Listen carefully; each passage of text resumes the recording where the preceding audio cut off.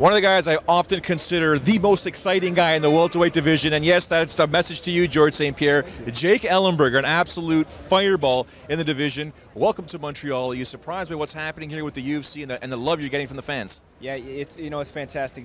I love the fans here. They're very passionate about the sport of mixed martial arts, and they've been very welcoming. You know what I mean? So I got a very good vibe being here. And of course, a change in opponent. Supposed to be Johnny Hendricks, who moves up into the co-main event slot. Up steps Nate Marquardt. This is a fantastic fight, in my opinion. Explosive striking yourself. He's fairly technical. Better wrestler, I think you are. He's got good ground game. How do you see this fight unfolding? You know, Nate's a dangerous guy. He's a guy I've watched. I'm a big fan of Nate Marquardt, a guy I've watched fight for a long period of time. He's fought the best guys at middleweight. Some guys are good friends of mine he's fought. And, the former Strikeforce welterweight champ. So, he's very well-rounded. You know what I mean? And I've been focused on what I do well and what I've been continually doing to get better. So, however this fight goes, I still see my hand being raised at the end. Were you surprised that Nate was the one that stepped up? Because there was talk of Damian Maia, or were you in a situation where it's like, you know what, I'm training for a fight, I want to fight Guinea whoever? Yeah, that was my initial focus when I got the call about the opponent switch. I liked the Damian Maia matchup. I think he was hurt. I believe that was the final, but Nate was the first name that they gave me, and I said, yeah, let's do it. So, I was prepared to fight, and like I said, I've never chosen to fight in the UFC. If I think I'm the best guy in the world, I got to fight anybody they give me, and that's who they gave me, that's who I'm going to beat.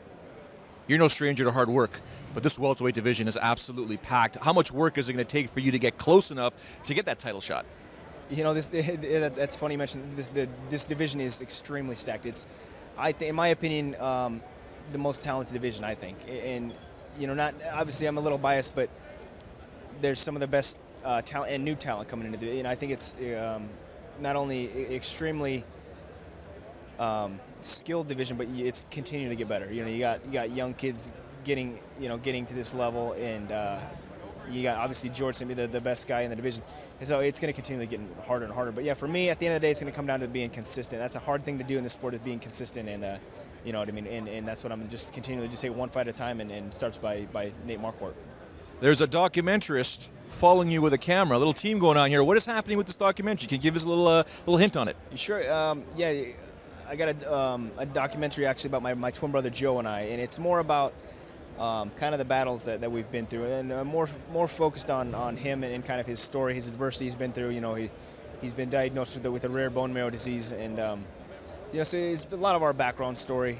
He was the one who got me into this sport, and somebody I've looked up to obviously for a long period of time through his wrestling career and now mixed martial arts. But yeah, he's really the reason I am here in this sport really at all. I don't know what I would be doing if I wasn't in the sport, but so yeah, it's kind of about the battles that he's faced and we've been through together, and kind of the build up to what we do today now, and it's going to be cool though.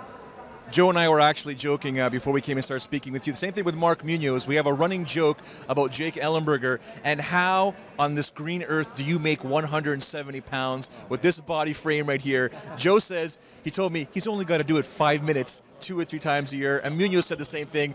Jake only has to do it 2 or 3 times a year. How do you get down to 170?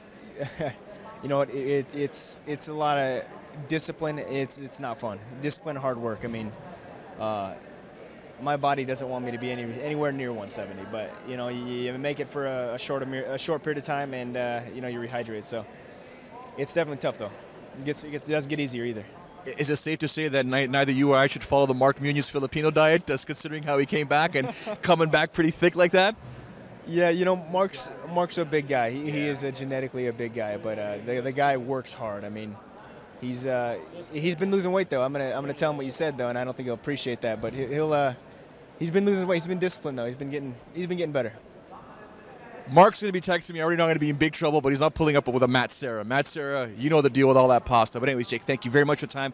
Best of luck on Saturday night. Oh, thanks. My pleasure. There you have it. Jake Ellenberger taking on Nate Marquardt, the former Strikeforce welterweight champion, as these two guys try and make their way up the welterweight rankings.